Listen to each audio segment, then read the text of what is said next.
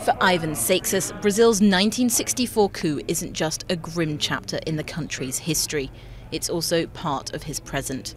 A former guerrilla member, he was jailed in 1971 and tortured for 6 years in Sao Paulo's infamous Department of Political and Social Order, a now disbanded political police force. Their headquarters is now a memorial to the victims. The country's regime lasted more than 20 years and ended in 1985. Though less bloody than juntas in neighbouring countries, Brazil acknowledges that 400 people were killed or disappeared, hundreds of thousands were imprisoned, and torture was frequent. The likelihood of being tortured was 100%. We knew we'd be tortured. The chance of dying was also very high. I was tied up in the parrot perch. You were left tied and hanging upside down, and 2 machines gave you electric shocks simultaneously. 50 years after the coup, Brazil is still slow in the pursuit of justice. None of those responsible for human rights violations have been convicted for their crimes.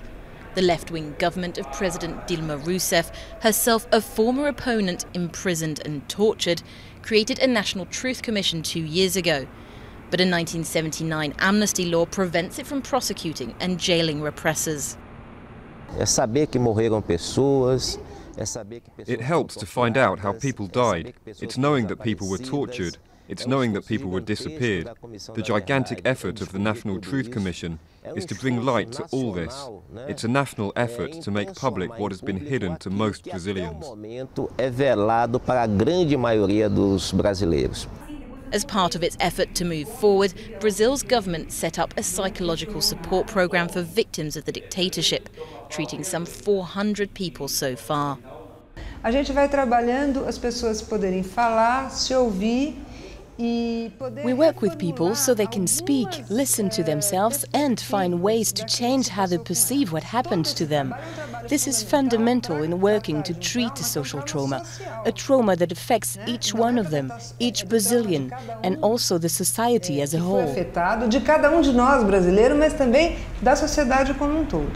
However, the country remains divided, and some sectors of Brazil's influential military don't see the past in the same light. O golpe foi para entrar o Brasil numa linha certa, honesta. The coup in 1964 was to put Brazil onto the correct, honest path. The armed forces helped us, they took us out of the misery of that time. Russia and Cuba wanted to invade Brazil, and we didn't let that happen. Não deixamos que isso acontecesse. With the final report due to be published by the end of the year, the Truth Commission is working slowly but surely to shed light on one of Brazil's darkest periods.